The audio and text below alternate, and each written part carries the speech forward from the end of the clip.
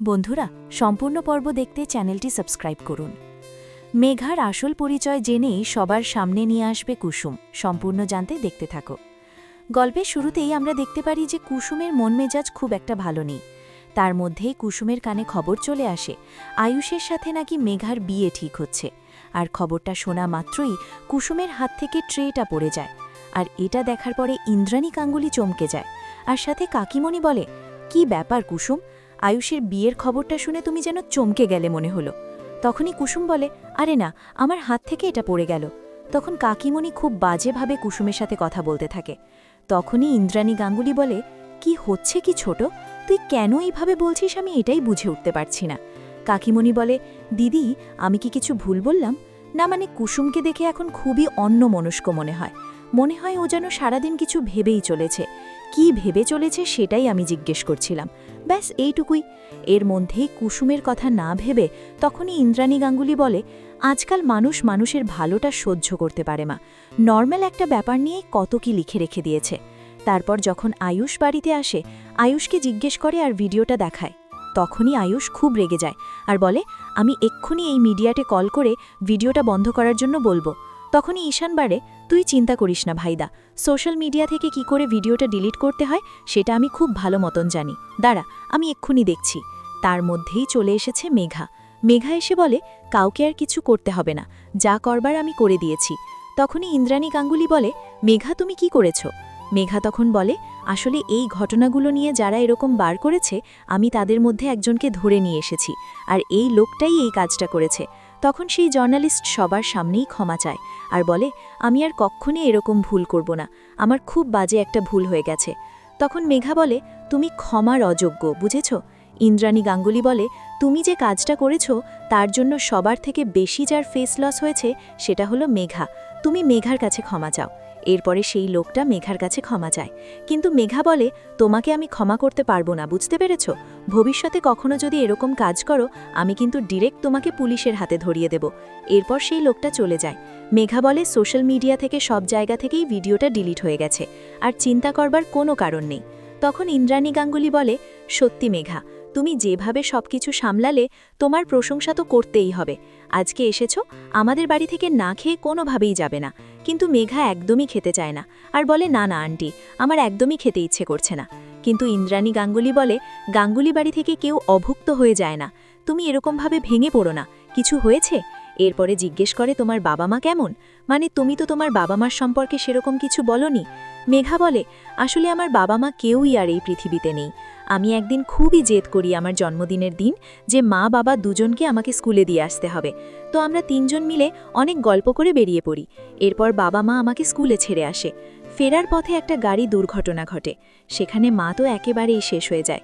বাবা তাও ছিল, কিন্তু একদিন বাবা ঘুমালো আর তারপরে আর কোনো দিনও উঠল না। আমি বলতে গেলে এই পৃথিবীতে একাই। কথাটা শোনার পরে কুসুমের চোখের থেকে জল ঝরতে থাকে। এরপরেই আয়ুষ তখন বলে, কেঁদো না মেঘা, এই পৃথিবীতে ভগবান জানে সে কাকে রাখবে আর রাখবে না। ভগবান তোমার মা বাবাকে তুলে নিয়েছে ঠিকই, কিন্তু দেখো তোমাকে কত স্ট্রং বানিয়ে দিয়েছে। এর মধ্যে ইন্দ্রাণী গাঙ্গুলি বলে, মেঘা তুমি বরং এক কাজ করো, আয়ুষের ঘর থেকে একটু ফ্রেশ হয়ে এসো। এরপর কুসুমকে বলে, কুসুম ওকে নিয়ে যাও, ও যেন একটু ফ্রেশ হতে পারে। তখনই কুসুম নিয়ে যায় মেঘাকে আর বলে, আপনি এখানে ফ্রেশ হয়ে নিন। তখনই কুসুমকে জিজ্ঞেস করে, আচ্ছা কুসুম, তোমার বাবাকে তো আগের দিন দেখলাম, আর তোমার মা? কুসুম বলে, আমার মা ছোটবেলাতেই মারা গিয়েছে, আমি আমার মাকে দেখিনি সেভাবে। তখনই কুসুমের দুঃখটাও ফিল করতে পারে যেন মেঘা। এরপর মেঘা দাঁড়িয়ে দাঁড়িয়ে কাঁদছিল, তখনই তোয়ালে আনতে চলে গেছিল কুসুম। এর মধ্যে আয়ুষ এসে বলে, কেঁদো না, নাও রুমালটা দিয়ে চোখের জলটা মুছে নাও। জানো তো মেঘা, তুমি পুরো আমার মায়ের মতন স্ট্রং পারসন। এরপরেই মেঘা বলে, তাই বলে আমাকে আবার মা বলে ডেকো না জানো। এটা শোনার পর আয়ুষ রীতিমতো হেসে ফেলে। কাকিমণি দুজনের গল্প শুনতে থাকে লুকিয়ে লুকিয়ে। এরপর যখন কুসুম তোয়ালে দিতে আসে তখনই কুসুমকে ধরে নিয়ে সাইডে যায় আর বলে, আরে কি করছো কি কুসুম, এখন ওরা গল্প করছে আর ওদের মাঝখানে তুমি ঢুকে পড়ছো, আরে এরকমটা করো না কুসুম। তখন কুসুম বলে, আমি তো তোয়ালে দিতে এসেছিলাম, তোয়ালেটা দেব না? কাকিমণি বলে তোয়ালে ফোয়ালে পরে দেবে, ওসব এখন দিতে হবে না। এরপরে কুসুম ভাবে আয়ুষ স্যারের সাথে মেঘা ম্যাডামের এত আলাপ হয়ে গেল যে দুজন একেবারে গল্প করেই চলেছে। অন্যদিকে দেখা যায় ইন্দ্রাণী গাঙ্গুলি বারবার করে মেঘার প্রশংসা করতে থাকে। এরপর মেঘা আর আয়ুষ দুজন মিলে গার্ডেনে একটু হাঁটাহাঁটি করতে থাকে। কুসুম দেখে ভাবে ছোট সাহেবের সাথে মেঘা ম্যাডামের খুব ভালো ভাব হয়েছে। ছোট সাহেব যদি ভালো থাকে তাহলে আমারও তো উচিত ভালো থাকা। এরপর মেঘা বলে, জানো তো আয়ুষ, আমার খুব পুরনো দিনের কথা আজকে মনে পড়ছে। সেদিন মনে হয় যে এই তো সেদিনের কথা, কিন্তু কত তাড়াতাড়ি বড় হয়ে গেলাম। এদিকে কুসুমের বাবা চলে এসেছে।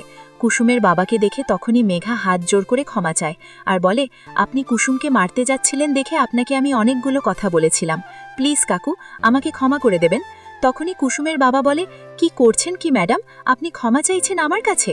আমি এই বাড়ির সামান্য একজন ড্রাইভার, আর আপনি তো একদম ঠিক কাজই করেছিলেন, তো আমার কাছে ক্ষমা চাইছেন কেন? তখনই মেঘা বলে, না না, ওভাবে বলাটা একদমই উচিত হয়নি, সত্যি কথা বলতে আমাকে ক্ষমা করবেন।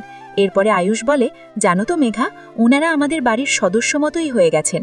এরপর কাকাকে বলে, তুমি যে গিফটটা দাও ওটা মেঘাকেও দাও না, মেঘারও ভালো লাগবে। এরপর কুসুমের বাবা মেঘাকে একটা লজেন্স দেয় আর একটা লজেন্স আয়ুষকে দেয়। তখনই মেঘা বলে, খুব সুন্দর তো কাকা, তুমি কিন্তু রোজ আমাকে এরকম দেবে, হ্যাঁ, আমি যখন এই বাড়িতে আসব। কুসুমের বাবা খুব খুশি হয়ে যায়।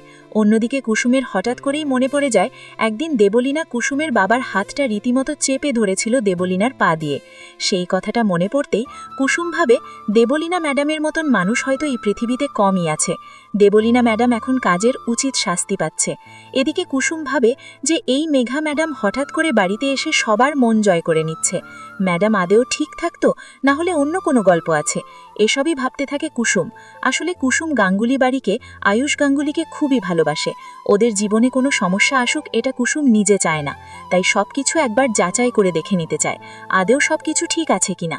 কারণ দেবলীনা তো জেলে, দেবলীনা তো প্রাণপণে চেষ্টা করছে গাঙ্গুলি বাড়ির ক্ষতি করার, নিজে আসতে না পারলেও লোকজনকে পাঠিয়ে দিচ্ছে। সেই জন্য কুসুম ভালোভাবে মেঘার পরিচয় জানতে চায়।